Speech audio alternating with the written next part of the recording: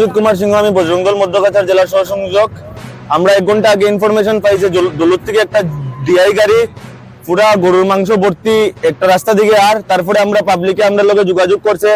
তারপরে এখানে আমার পরে দেখছি আমরা এই গাড়ির ডিআই একটা গাড়ির মধ্যে মিনিমাম 5000 কেজি গো মাংস হইব, যেখানে ড্রাইভার বাক্সে একটা ড্রাইভারের পুলিশে নিশ্চয়। আর আরেকটা কথা কইতে চাই, আজকে আমরা ভারতবর্ষ গৌ মাতারে পূজা করি, যে এবং যারা এই কেলেঙ্কারির লোকে জড়িত আছে বা এই গৌ তস্করি করে, আমরা জানি যে আমরা হিমন্ত বিশ্ব শর্মা সিএম স্যারেরও আইন আছে যে হিন্দু এরিয়ার মধ্যে গরুর মাংস কাটা হইতো না বা গরুর মাংস বিক্রি হইতো না বা গৌ তস্করি হইতো না।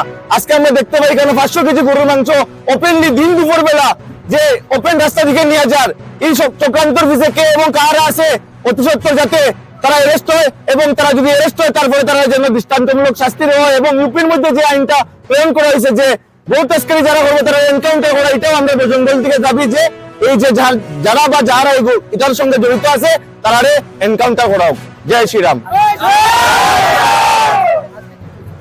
আজকে আমরা ইনফরমেশন পাইছি, আইয়া দেখছি এখানে একটা গাড়ি পাবলিকে আটকাইছে, আমরা ইনফরমেশন পাই এখানে আইছি, আইয়া দেখছি এই গাড়ির ডিআই একটা গাড়ির মধ্যে পুরা গরুর মাংস ভর্তি। আমরা আন্দাজ লাগাইছি যে এখানে মিনিমাম 5000 কেজি মাংস হইব। গাড়ির মধ্যে 2 জন মানুষ আছে, ড্রাইভার আর ইন্ডিপেন্ডেন্ট হইতে পারে বা মালিক হইতে পারে, আমরা এটা শিওর জানি না। গাড়িটা ডলু হইয়া দুধফাতি লইয়া আইছে, এটা তো ইনফরমেশন নাই। আমরা গরু পাবলিকে আমরা ইনফরমেশন করতে এরকম একটা গাড়ি যার এখানের মধ্যে গরুর মাংস আছে, তো এখানে পাবলিকে আটকেছে, তারপরে আমরা এখানে আইছি, আওয়ার পরে আমরা আইডেন্টিফাই করছি।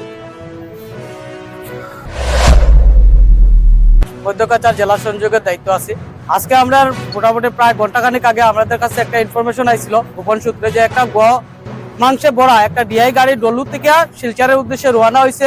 তখন আমরা এখানে লোকাল পাবলিকের সাথে যোগাযোগ করি এবং লোকাল পাবলিকের সহযোগিতায় আমরা গাড়িটা আটকানো সম্ভব হয়। তারপরে ঘটনাস্থলে আমরা পৌঁছে দেখতে পারি প্রায় এখানে 50 থেকে 60 কার্টন গোমাংস হইব, যেটা 5000 কেজিরও ঊর্ধ্বে হইতে পারে বলে আমরা ধারণা আছে।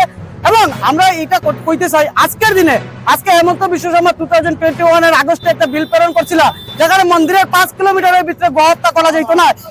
এরপরও যদি আজকে আমরা হিন্দু প্রবল এলাকার মধ্যে দিকে গো মাংসের পুরো গাড়িকে গাড়ি নিয়ে যাওয়া হয়, তার পিছে কে বা কারা আছে বা কিভাবে এগুলো নিয়ে যার এটার সঠিক তদন্ত করা হোক। এবং আমরা জানি একজন ড্রাইভার আটক করা হয়েছে, একজন ড্রাইভার তার পিছে না আরো বড় কোনো ধরনের ষড়যন্ত্র আছে, বড় কোনো ধরনের মাথা আছে, সেগুলো আইনের আওতায় আনা হোক এবং কঠোর থেকে কঠোরতম শাস্তি দেওয়া হোক, যাতে আর নেক্সটে এই ধরনের গো তস্করি করতে কেউ সাহস না পায়।